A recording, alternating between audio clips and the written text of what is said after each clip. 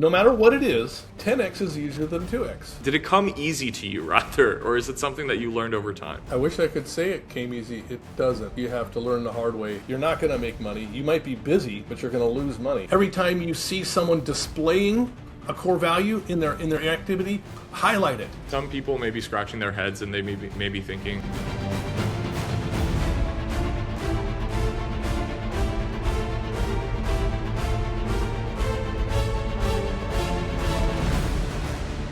welcome everybody to another episode of Unconventional Materials. Joining me today is the one, the only Mikhail Gannage from Gannage Design and Construction up in San Luis Obispo area. Mikhail, what is going on? Well, it's been a rainy day today, which is that's actually big news in California that we actually rained. So it's good. True. I think we're doing really well. I'm enjoying the season I'm in life and in work, and I'm hoping that this conversation is going to be helpful to others. I think it most definitely will. Mikhail, I want to begin by just kind of talking about your start in construction, how you got kicked off with Gannage Design and Construction, of course, what led you to transition to your role as a general contractor, and kind of where it is that you're taking this company and some of your biggest influences along the way. Before we get into all of the weeds and talk about, your favorite books and things of that sort, I guess we'll just kind of get kicked off with your origin story. How did Mikhail grow up and what led him to this point today?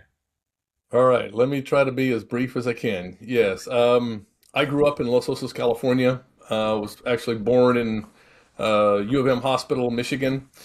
My parents came here to go to Cal Poly, California Polytechnic, and didn't want to leave for good reason. Central Coast of California is amazing. It can have its challenges, but it's an amazing place to live. My dad was a real estate broker and developer. That would make me then the third generation involved in real estate and construction. My grandfather and all my uncles back in Michigan and now in Florida have now retired, but have had some sizable construction businesses, everything from building hotels and high rises to residential development. My dad actually asked me to go work for someone else for a while. So when I was 18, I was told, you're going to go work for someone else because I need you to understand besides just the way I look at it. So I worked for a really large operation here in the Central Coast, and that's really where I got some of the systems of construction dialed and methodology in construction. But there was a lot about it that I wasn't satisfied, to be honest. I looked ahead of myself. I saw, okay, I see a guy who's 20 years further down the road than I am, and here he is in the trench, and I didn't like that. And so I was like, wait a second, what's a different path? And I sort of followed that path towards, advancement in construction, looking for leadership roles. And then ultimately came to a place where it's like, you know what, I feel like I'm running a roadblock. And I actually went back to school and got a degree as a robotics engineer, and then spent a number of years up in Sacramento area working for a company called Paxton Engineering, building industrial robots. I have to admit, I absolutely loved that work. And if it wasn't for my commitment to family, I would have stayed there. I would have definitely stayed there. It was a wonderful place, wonderful home, very fulfilling work. But I wanted family first, and I always have. And so I put not only my own, but I put other people's families before a lot of priorities in my life. So I came back to the Central Coast and said, okay, what am I going to do? And my brother had actually started doing residential design work, and said, hey, I got a house that needs getting built, and I need someone I can trust to build it. It was a pretty sizable development in Cayucas, and I said, all right, let me jump in there and see what I could do. Well, immediately what happened was an interesting collision inside of my mind and processes is everything that I'd learned in robotics, in the industrial automation environment, all those process-oriented behaviors and systems, I began to start adapting them to construction. And I found that, ironically, I was looking around me, and I guess it was a season in the industry, but more and more people were starting to realize systematizing your business was the secret sauce. You really have to function on a system. In order to be repeatable, predictable, and profitable. Those are some of the things you need to do to be able to wrap your head around it. truly, if you had went to college, you got a construction management degree, you'd have a pretty good leg up on what I'm talking about. There's some things that are missing in the field, but there's a lot of commercial contractors who have a construction manager who understand these as no big deal. But it's amazing how much of the residential world does not have that at all. And there is so many, it's almost become a cliche, horror stories associated with a construction experience, especially residential construction experiences. And sadly, I'm seeing even some of the CMs coming out of school and ended up at the commercial jobs that just Yeah. they don't know what they're doing. It is industry wide. I'm a little disappointed. So that journey brought me to the point where I said, okay, what do I want to do? And I thought, well, let's systematize a business. Let's scale this residential construction, and let's jump into design and build. So I pulled my brother in, and we just started doing design build residential only. Uh, that's a story in itself, in the sense that I am very relational, so I didn't want to dive into commercial work. I Right. had been exposed to it when working for Ray Bonnell and Bonnell Construction, so I could do it, but I didn't like it. It was sterile to me and boring, is what it boiled down to. I was bored. Yep. And Yep. being people oriented, I really wanted to get in there with the people. My wife will ask me, like, what's your favorite part of your day? And I'm just going to, every time it's all immediately goes to some interaction I had with a client or a sub trade. And I was just like, I was able to help them understand, or we were able to communicate something, or we were able to get from a point of frustration to a point of understanding, or solving those relationship issues, or we've got a trade conflict on the job, and being able to work through that so that these people are actually understanding that they're on the same team and that they can look out for each other. It doesn't have to be adversarial. Yeah. So, over the last 30 years of experience, and that's kind of that journey, I would say in the last 4 to 5 years, just really kind of honed in on what has been referred to as unique abilities, and my own unique abilities, capitalizing on the experience tied with my relational desire. I've just really honed down to projects that really focus on heavily on the construction management side. They're often Yeah. complicated. They're often family centric, and it, can be, let's say, scary to some people. And they're like, Yeah. "Oh man, I don't want to deal with that. That's a mess. That's complicated, or it involves a lot of family." I kind of like that. It doesn't Yeah. bother me a bit. Um, Yeah. and so I would say that I've focused on fewer projects that are much more complex, and just Yeah. enjoying leaning into being able to have the time I need to spend with the clients and with the subtrades, so that we have a well-refined process on the job, off the job. Clients have a positive experience, and that just makes it positive for me. And so I'm also Yeah. at a chapter where I'm about to be a grandpa, so that's Woo! here in June. Yeah, I got to tell you, talk about a loss of focus. That'll be a challenge for me. But I tell you what, that's something I'm so looking forward to. It's huge. But shifting my world in where I can spend time there, and then obviously be able to focus on only a couple clients at a time, is really the focus point right for now for me. So. Yeah. In our last conversation, so speaking with Mikhail off camera, you had said something about optimizing your business around or rather, optimizing the growth of your business around your life goals, like what you want to get from life, I guess, at this point. And so Mhm. I know that family is such a paramount part of your journey. It's a big part of the reason why Gannage Design and Construction even came to be in the first place. Had it not been for your brother, and then obviously making the transition full time.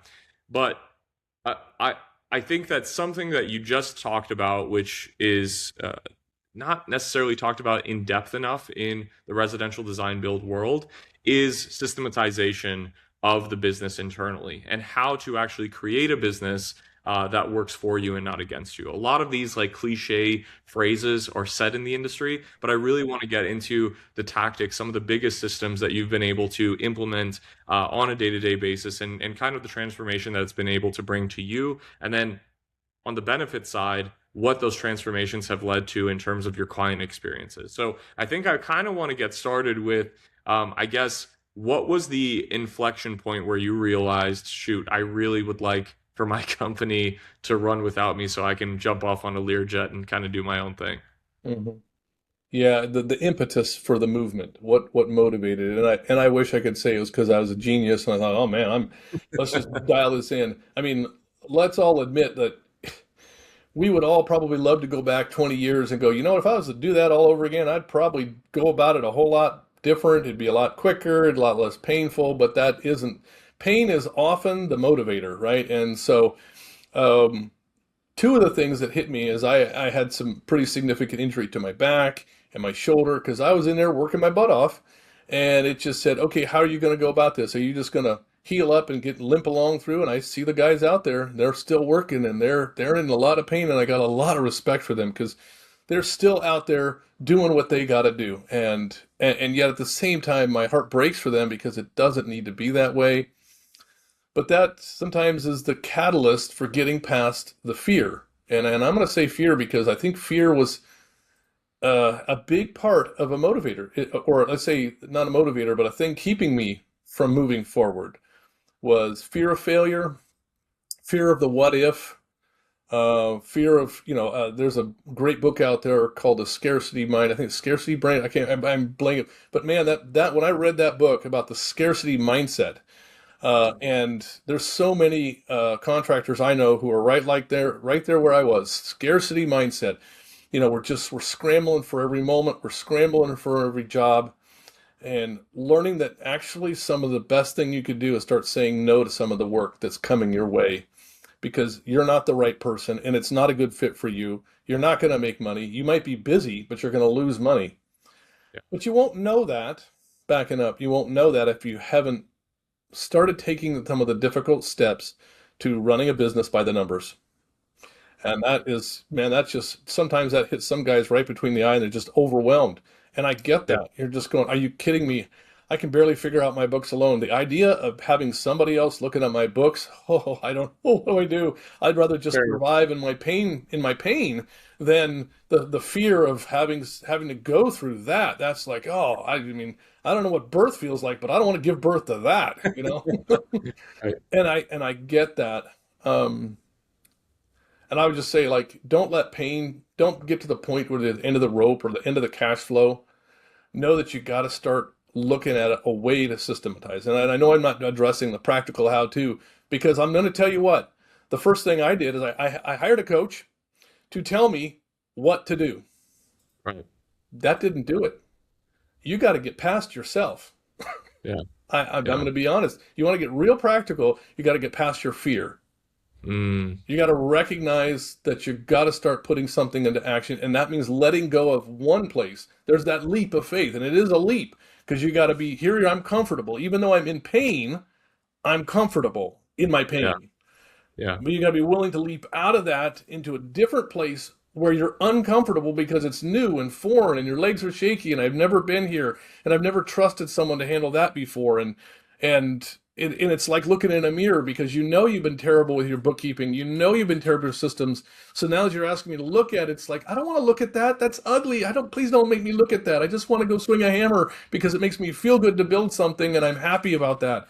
And Yeah. that's real, but it's also equally as real to get to the place where you can back away and you do see people who are doing what they do way better than you. Like the Yeah. epiphany that there are people who actually do bookkeeping and accounting way faster and better than you, and they're looking at you and looking at what you're struggling with, and they go, "Buddy, that's not hard. Would you just hand it to me? Stop fighting it." And you're like, "Oh, how are you going to figure this out?" I said, "I already did while it was in front of you. It's not that hard."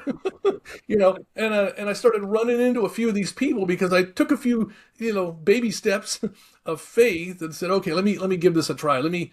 And I remember it's classic story. First thing you do is you hire a bookkeeper. And I remember, my father's wisdom. He said, I hired this semi-retired older lady who was a bookkeeper for a contractor for years. And I specifically hired her because, God bless her, she was going to tell me what for. She was going Yeah. to put up with nothing. And I told her, I was like, I need you to boss me around.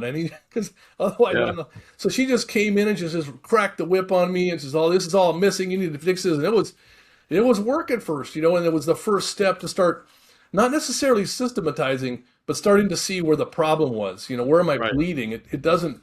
It's really not rocket science, believe it or not. It Yeah. just feels like it. And that was the first thing to give myself some mental space to step back and start going, okay, now what? I mean, the fact that you have the mental space to go, now what, means you've bought yourself some time.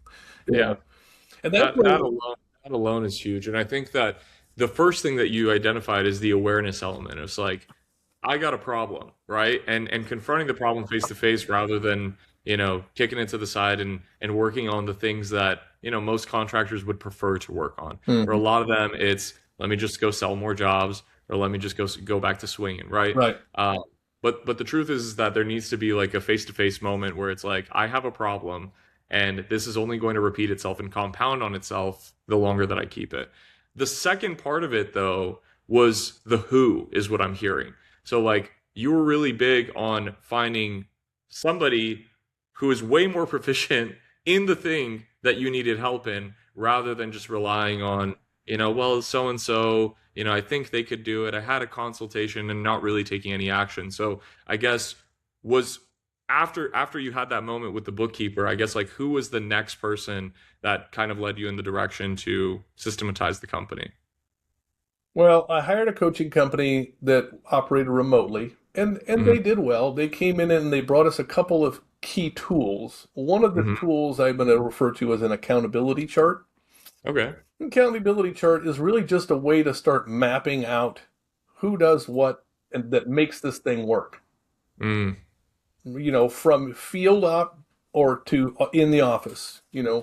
pre-con to actual application of the construction. How does this even work? And putting roles, not names, roles, and creating Mhm. these roles so that you can clearly define it. And then what ends up happening is you realize all those hats exist and you're wearing them all. Yeah. And Yeah. then you start identifying something, well, if those are hats and they could actually be somebody else, which one of these do I like? Which Right. one of these do I do really well? Which one Yeah. of these actual hats makes me, am I the profitable one, right? Hmm. Who would Yep. hire me to do this? Yeah. And all of a sudden you realize no one's hiring you to be a bookkeeper. So why are you Yeah. doing it? You're Yeah. literally losing money because you're trying to be the bookkeeper and you stink at it, right? So And it's funny. I want to add on that because hiring a bookkeeper, hiring for the roles that you're wearing the hats for, is usually significantly less than wearing the hat yourself and doing it haphazardly, now right? that is really important point, Lev, because maybe I'm an oddball, but I don't think so. Most of us are going, I can't afford, as I've heard this over and over again, I can't afford to hire a bookkeeper. I Yeah. can't afford to hire XYZ. That's a myth. Yeah. That is a myth. The fact is, if you broke it down with an accountability chart and you looked at it and you were honest about how much time you dedicated to each one of those hats, and then you Yeah. quantified that time Yeah. based upon how much you should have been making if you were applying yourself, here's the key, applying your skill set and your unique ability, Right. how much income that would have produced, and you didn't make it. It's opportunity cost. You Right. lost that money because instead you were over here, and I just keep picking on bookkeeping because it's Sure. typical. You're doing your bookkeeping. You've got to be joking me. That's not why you Yeah. got into construction, so you could be a bookkeeper, right? Yeah. But it's a critical thing, right? So And I think for a lot of people, it's this idea that, oh my gosh, if I hire this person right now, and for whatever reason cash flow gets tight, then I'm giving my cash flow to this bookkeeper or to this marketing agency or to this consulting company, and not thinking about, well, what am I getting as a result of having those people in place so that, to your point, using my unique ability, I can produce a way higher return for it, right? yeah. And I know we're kind of referring to it, but I want to give credit where credit's due. Dan Sullivan wrote a number of books that really were Huge. enormously impactful for me. And so Yeah. one of the things that came in here was a recommended book reading and Who Not Hmm. How by Dan Sullivan. Essential reading. Yep. Okay, it's just super important. He's going to bring up in that book unique abilities, that concept of unique abilities, in the concept of focusing on who, not how. How is the problem? We're problem solvers. It's just like an instinct. I'm like, how do we fix this? How do we fix that? What do we do now? And that's just, and you literally are squirreling because your entire brain is just, okay, I got a bunch of problems and I don't know what to do. I don't even have time to talk to you, Lev, because I just got to fix all this stuff. It's about to collapse on me. No, you really got to focus on who quickly. Yeah. I noticed that, obviously you mentioned Dan Sullivan, him being a huge influence on the growth of the business and then just overall the structure of the business. But there's another book that influenced you from Dan, and I think it is the 10x is easier than 2x, right? That is correct. And that is, again, he's challenging a mindset. You're thinking, I'm going to 2x, and it's important when we say 10x or 2x, it's easy to go to math. We immediately go to math. Okay, 2 times 5 is 10. 2 times 10 Yeah, is 20. But that's not actually how it works. So I'm not trying to get the math. Now, there can be times when the math works like that, but the idea is if your mind is wrapped around what it takes for you to double your business, let's just pick your yeah, business, or because it's not always about that. How about it's double your quality of life? sure, How about it's double, maybe what for you is to double the amount of available time you have for your family. Your goal is to 2x your family time, right? sure. No matter what it is, 10x is easier than 2x. And you're like, oh, Mm, stop it, Mikhail. That's just arrogant. No, I'm just trying to tell you that if you couple the concept of who, not how, with yourself and those around you functioning in their unique abilities, which means they're more efficient, more effective within the time frame they're given, you all of a sudden discover that if you're living in your unique abilities and you're hiring and coaching and training your team yeah, from the laborer on up to operate in their unique abilities and can keep it's an active thing, it's a refinement day by day, week by year, refining what your unique abilities are, what your team is, helping people move on if their unique abilities are not served here, to the point where you just keep the more that happens, 10x is way easier. It just honestly happens and you're like, how did that happen? yeah, Because you're just that much more productive and you're that much more excited about it when you're doing it. And yeah, instead of it draining you, believe it or not, your unique abilities feed you. You could be yeah, physically exhausted at the end of the day and pumped, super excited yeah, about what happened today because somebody empowered you or you empowered yourself to operate in your unique abilities. You couple yeah. that with who rather than how, and you will 10x. You won't. I'm not, it's going to happen. Yeah, yeah, it's an And inevitable fact. and for me, like for example, right now, I am not. And this is a good. I want to. I like to balance things. I'm not trying to 10x in terms of I want my business to be 10 times larger, right? Yeah, I that actually would be counterproductive to what I specifically want out of life. I didn't want a 10 times larger business. yeah, It would actually take away what I'm trying to get. yeah, yeah. I want to Which, I want to 10x my life experience in the areas that I love the most. I want my unique abilities and the time I spend in my unique abilities to 10x and everything else to disappear. I want to cut it out of my life. That's my goal. yeah, yeah. Only in a perfect world, the only thing I do all day, every day, is the things I absolutely love doing. I love this. Like, I love what you're talking about. And some people may be scratching their heads and they may be thinking, what the heck does this guy keep saying? Like, I understand, like, he's read some books and unique ability keeps coming up. But, like, in short, how would you describe what a unique ability is? And then how could somebody who is listening to this, contractor who's listening to this, go on the Hmm. quest or on the journey to discover what their unique abilities are? Well, I know you don't have a lot of time to read. I get it. But you listen. None of us do, right? You get on Spotify, my friend. Get on Spotify, YouTube, whatever you got to do. I don't care. Whatever your audio device is, pay for that book. Listen to it. Listen to it again. Listen to it 3 times. Home in on a couple concepts. But I'll give you some cheaters, right? Here's the reality. Well, it's a unique ability. When somebody you care about asks you about how did you like your day, and that's the thing you want to talk about. Yeah. You know it's your unique ability when you never procrastinate to do it. Mhm. You That's just a big one. it's a unique ability when you turn around and discover that you are doing it again and no one asked you to. You're just Yep. defaulted to it. You're like, oh, Yep. there I am again, Yep. right? Yep. It is That's important. Now, Something unique abilities natural. are refined. I mean, you build on them, you grow them. I've taken my abilities and I keep training them. I keep adding tools to my unique abilities because the more I started seeing them, then I started growing them, right? And like, oh, look at that. That's something I absolutely love. I have a passion about. I have a natural bend for the ability to do it, and I like it. So let's lean into it. So it's a journey that honestly is a life journey, but I'm going to Nice. say right from the first chapter of that journey, you're going to experience an enormous satisfaction right in the first chapter. Love that. So, Love. um, One really cool thing about Mikhail, guys, that I want to point out is not just his awareness of himself and the world around him, the journey that he's gone on, his ability to, I guess, inflict pain and persevere through it. uh, But I think the biggest part of it is in conversations with him is his focus on values and how once he's identified the who, he's also identified a mechanism to filter whether the who is the right person. Because a lot of times we'll think, oh my gosh, I got all these who's around me, but how do I know who specifically is the right one to bring into my atmosphere, into my orbit of influence? And one of the ways that he does so is through core values. And you hear him talk about family a whole lot. Well, it's because of the fact that family specifically permeates through everything that he does, not only within his personal life, but also in his business life. So, Mikhail, I gotta ask you, what are the core values, or what are some of the core values of Gannage Design and Construction, and how did you come up with those core values? Boom, he's throwing it out. that's how it works. Okay, I'll send you a copy of that, but it's not just on the wall and right there in front of me. It's what we live.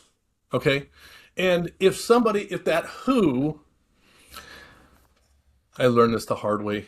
I'm a really hard learner. I'm going to admit to you. I sound confident, but these are all hard lessons learned.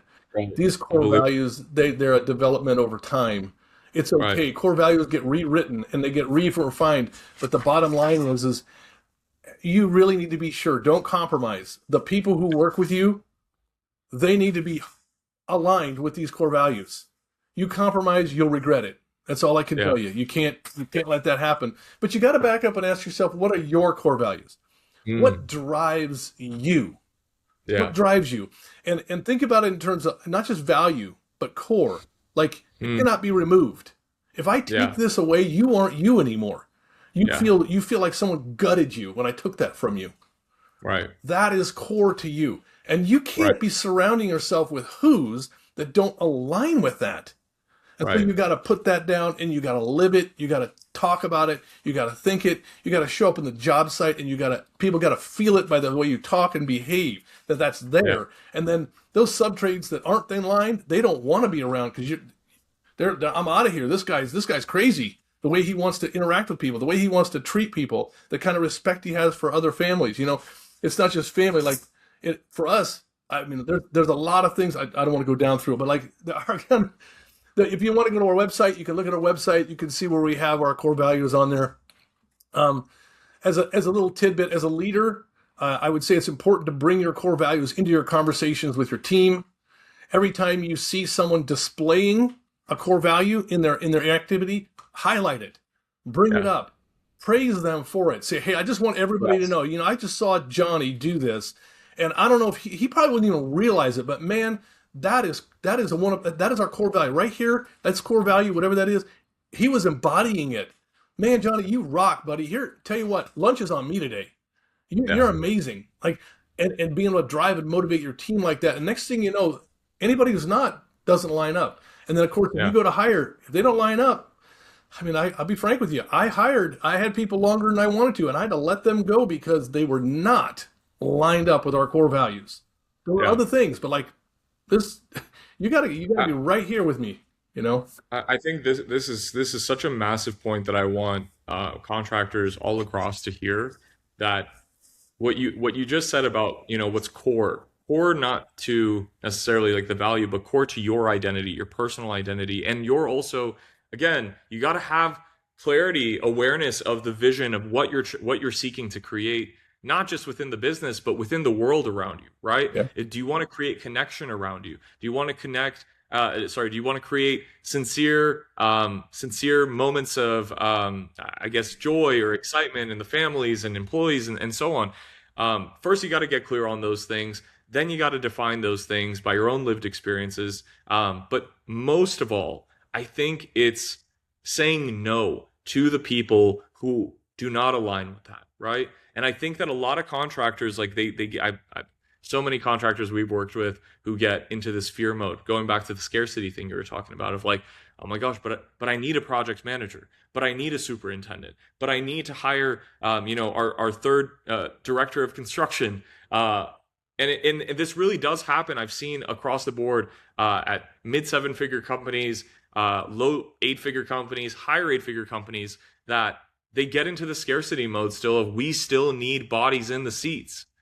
And the moment that I see when they compromise on the things that are core to them and core to their values, they end up suffering longer term. Was that a lesson that you had to learn? Did it come easy to you, rather, or is it something that you learned over time? I wish I could say it came easy. It doesn't. It was, you have to learn the hard way. And I learned it, well, my dad taught me that there's something you have to pay attention to. If you have a unique ability, it's Yeah, like a double-edged sword. It's like a double-edged sword. One edge cuts for you, the other edge cuts you. And so I'll give you an example. Yes, I do enjoy talking. I love communicating. I love helping people understand. That means I use my tongue a lot. That means I can also hurt others with it. I can also say things I shouldn't. I care a lot about people. I'm very committed to relationships. It also means I have a tendency to hold on to people I should have let go of sooner. Tend to say yes when I should have said no. You see, that's that double edge. But it also makes me the same person who cares a lot, who's fully committed to my client, fully committed to my employees and my family. I want everybody to do well. I want them to win, right? yeah, So you have to be careful, and it's a learning experience. And I would just say, take note of those things, make observation, and also empowering your team. So one of the things I find is, like, you got to empower your team to be able to correct you. Some of the yeah, best leadership is servant leadership. You've got to be in a yeah, place where, as a leader, yes, you have a role, and yes, the buck stops with you. But when your team feels empowered to be a part of the feedback and saying, "Boss, I understand, but like, if you would have went about it this way, it might have come off a little better, or that sure, didn't go real well. Let's try it a different way." Okay, yeah, great. I love to hear the feedback, right? yeah, And that trickles from in the office down to the field. yeah, One of my core values for our field team is that I approach my sub trades. I says, my goal is that you're profitable. I look them right in the eye and says, I want you to be profitable. I want your jobs to be as perfect as possible.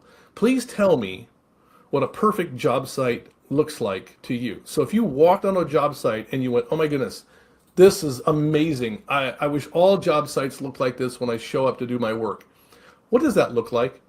I may not right, always be able to give it to you, but I want to do it as close as I can and continue to refine that. If you see a job site that's less than ideal for you, don't complain about it. Come tell me and say, hey, listen, could we do this? Is there a way that we could have it be this way? yeah, Because what ends up happening is we actually end up with a better situation for everybody. It becomes yeah, much more symbiotic as a space for everybody. And that's yeah, that's the kind of behavior you want, because I'm here to provide you the best working environment. And as soon as we do that, the entire disposition changes, right? yeah, yeah. You That's powerful, and again, that comes from a place of, one, having the awareness to know where. I won't even say awareness, having the humility to say that I don't have all the answers. I'm not perfect. I'm not going to do everything the exact way that it should be done. I'm open to feedback. But again, I probably would suspect, without actually looking at your core values, Mikhail, that the humility aspect is tied into one of the values in there. yeah, Would I be it's wrong? it's there. It's there. Humility, I figured. humility as a leader, and humility as a team player. So I'm going Yeah. to bring up one more book, and I know we're Yeah. we're going to be running out of time here, but there's one other book, and it's The Ideal Team Player, Pat Lencioni. Mm, An yeah. absolute must read. You pair Yeah. what I've just shared with you. You pair these books together, and I've refined it down. Like, I've read a ridiculous amount of book. I've paid tens and tens of thousands of dollars in coaching. A Yeah, lot. I've spent a I lot of believe time, it. and I've spent a lot of time coaching others. Yeah, This is well refined content. Ideal team player is not only going to help you better understand where you're at as a team player and what are the basically what I refer to as the three legs to the stool, that without one of sure. those legs, you should not hire that person. It's that simple. Yeah, There are three yeah, keys to an ideal team player, and that's my little teaser. Go look it up. But what is an ideal team player? Because you want to, first of all, be one, and you want to make sure that yeah, you are one for your team. And your team needs to know that they either are an ideal team player and they're continuing to get better at it, or they are not, and they better level up or move on. yeah. Coach up or coach out, That's right? right. Yep. And sometimes the book is actually kind of enjoyable to read because he starts off as a narrative about a construction Yeah. company, ironically. So and so the last I Right. think chapter or two is more the application of how do you start plugging this in. But the first Yeah. part, the narrative of it starts really playing out, and you're starting to see, oh my goodness, man, I'm glad I'm not that construction company. Whoa, that's going to be rough. But you see what they have to do to actually do an enormous amount of hiring. And they got a whole bunch of Yeah. hiring to do and firing I some believe people it. who just needed to go because they were, as soon as they identified what an ideal team player is. So Yeah. be, Being be one, ruthless with it, right? hire one, let go of the ones who refuse to. Maybe they will some Yeah. other place, but not here. This is not the place to just figure it out. Love to hear it. Mikhail, I'm gonna ask you, I guess, what do you want to leave? What is one last message that you want to leave with the audience of unconventional materials, if you can? People come first. It doesn't matter. My dad would say, I came from my grandfather, service before self. Mm. This is not the absence of self care. This is Yeah. the understanding that if you're preoccupied with the almighty dollar and you don't Mm. understand that the greatest thank you that someone can give you for your service is they'll pay you well and Yeah. you can justifiably charge for it. But if you put service above all else and stop putting yourself first, you will be greatly rewarded. Ah, that's powerful. Wisdom right there. Okay. Well, second generation builder, turn to a robotics engineer, turn back to a general contractor running Gannage Design and Construction. You guys, you can connect with Mikhail on his website. I will leave the links in the show notes in the description below.